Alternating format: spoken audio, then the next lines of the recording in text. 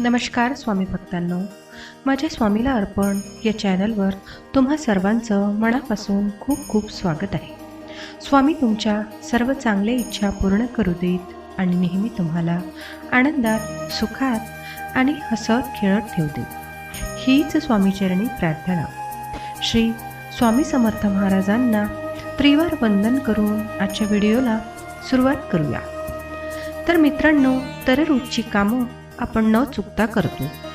ती कामं चुकूनही मकर संक्रांतीच्या दिवशी सूर्योदय आणि सूर्यास्ताच्या वेळी सूर्यदेवाला प्रार्थना केल्याशिवाय करू नये असं शास्त्र सांगतात. मात्र यामागे नेमके काय कारण आहे आणि मकर संक्रांतीला काय करावं, काय करू नये, चला जाणून घेऊया. तर मकर संक्रांतीच्या शुभ मुहूर्तावर गंगा स्नान, उपवास, कथा, दानधर्म आणि भगवान सूर्यदेव यांची पूजा करण्याचे विशेष महत्त्व आहे. सूर्यदेव आणि शनिदेव या सणाशी संबंधित असल्याने त्याला अत्यंत महत्त्व आहे. असं म्हणतात की सूर्यदेव या उत्सवात आपला मुलगा शनिदेव यांना भेटायला येतात. साधारणतः शुक्राचा उदयसुद्धा याच वेळी होतो, म्हणून इथून शुभ कार्य सुरू होतात. शास्त्रानुसार ग्रहांचा राजा सूर्य 14 जानेवारी 2024 रोजी मध्यरात्री 2:42 मकर राशीत प्रवेश करेल. 15 जानेवारीला उदय तिथी येत आहे, त्यामुळे 15 जानेवारी 2024 रोजी मकर संक्रांत साजरी होणार आहे.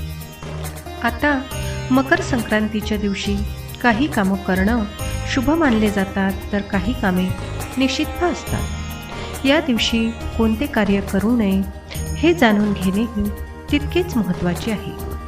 बरेच लोक सकाळी उठल्याबरोबर चहा किंवा नाश्ता खायला लागतात, पण शुभ दिवसात असं करत नाही. मकर संक्रांतीच्या दिवशी मसालेदार अन्न खाऊ नये. या दिवशी तीळ, मूग, मूगडाळ खिचडी इत्यादीचं सेवन करावं आणि या सर्व गोष्टी शक्य तितक्या दान कराव्यात असं सांगितलं जातं. मकर संक्रांतीच्या दिवशी सूर्यदेवाचा आशीर्वाद मिळविण्यासाठी सूर्योदय आणि सूर्यास्ताच्या वेळी प्रार्थना करावी. मकर संक्रांतीच्या दिवशी गरजू व्यक्ती, साधू किंवा वडीलधारी मंडळी घरी आली तर रिकाम्या हाताने परत पाठवू नये. त्यांना त्यांच्या क्षमतेनुसार काहीतरी दान करावे असं सांगण्यात येते. याचबरोबर या दिवशी लसूण, कांदा या गोष्टीचं सेवनही करू नये. या उलट मकर संक्रांतीच्या दिवशी सूर्यदेवाला जल अर्पण करावे. मात्र सूर्यदेवाला पाणी देताना लोखंडी किंवा प्लास्टिक अशा भांड्याचा वापर करू नये. शिवाय चुकीचं भाष्य वापरू नये. मकर संक्रांतीच्या दिवशी कोणासाठीही चुकीचे शब्द वापरू नये आणि कोणावरही रागवू नये.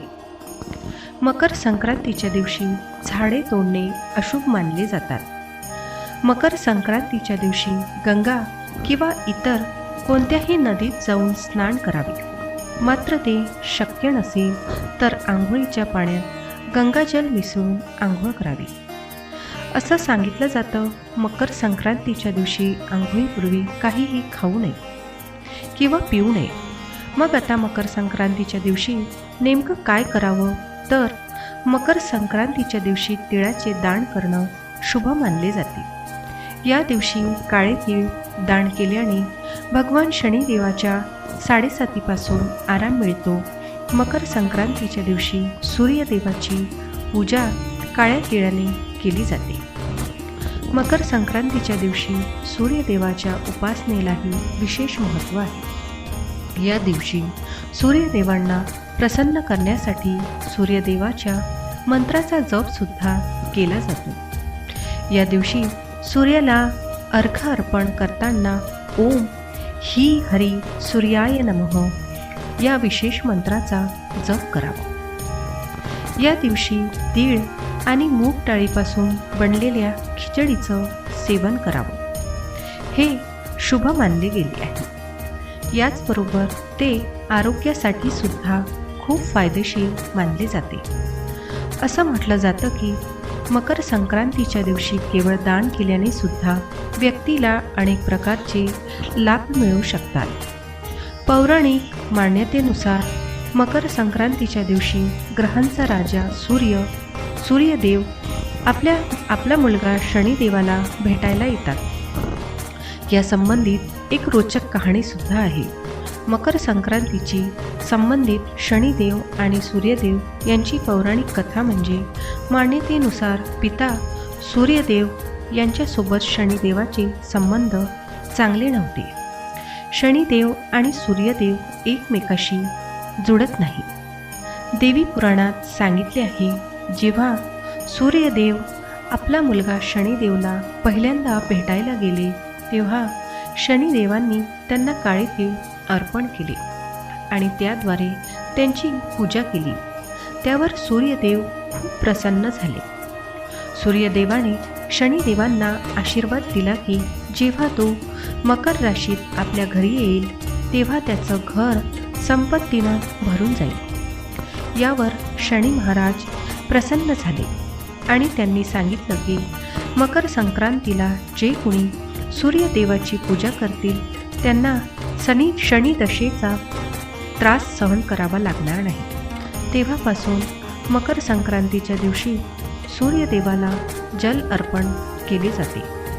एवढेच नाही तर जलामध्ये काळे तीळ मिसळून सूर्यदेवाला अर्घ्य दिल्यास आपल्याला शनी दोषापासूनही मुक्ती मिळू शकते. तसेच भारत हा कृषीप्रधान देश आहे. येथील सण उत्सवाचा पर्व हा शेतीवर अवलंबून असते.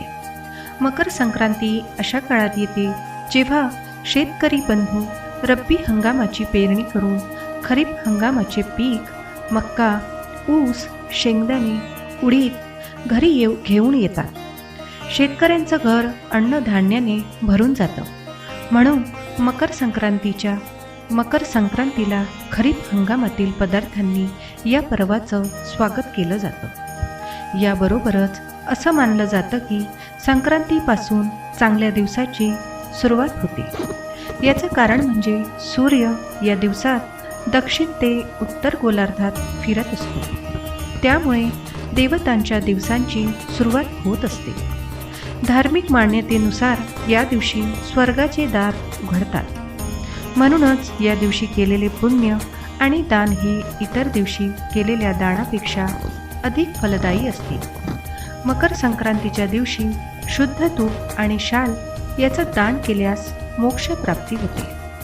महाभारत काळात भीष्म पितामह यांनी देहत्याग करण्यासाठी सुद्धा मकर संक्रांतीचा दिवस निवडला होता.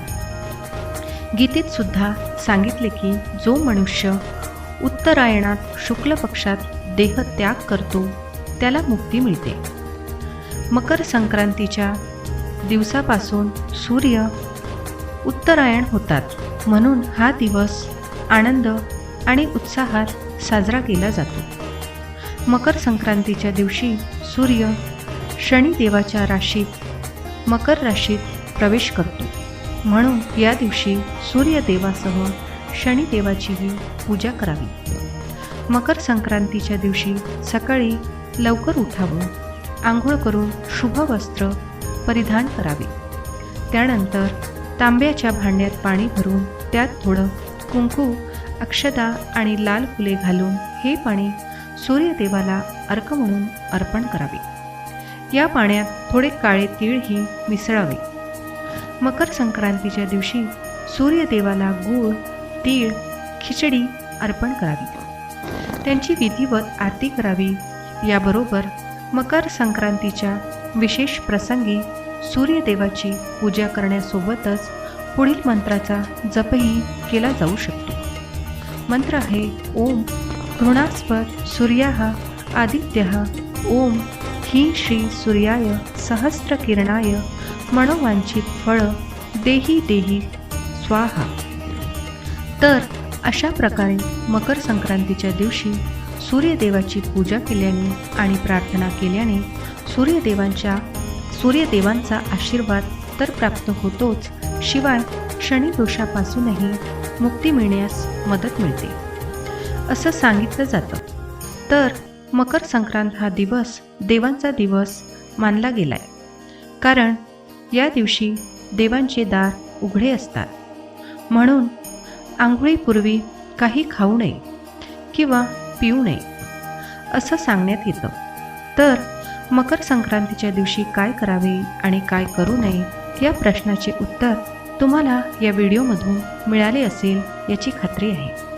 आणि अशाच प्रकारच्या माहितीपूर्ण व्हिडिओसाठी चॅनलला नक्की सबस्क्राईब करा, बेल आयकन बटन दाबा आणि व्हिडिओला लाईक करून कमेंटमध्ये श्री स्वामी समर्थ लिहायला विसरू नका. श्री स्वामी समर्थ. जय जय स्वामी समर्थ.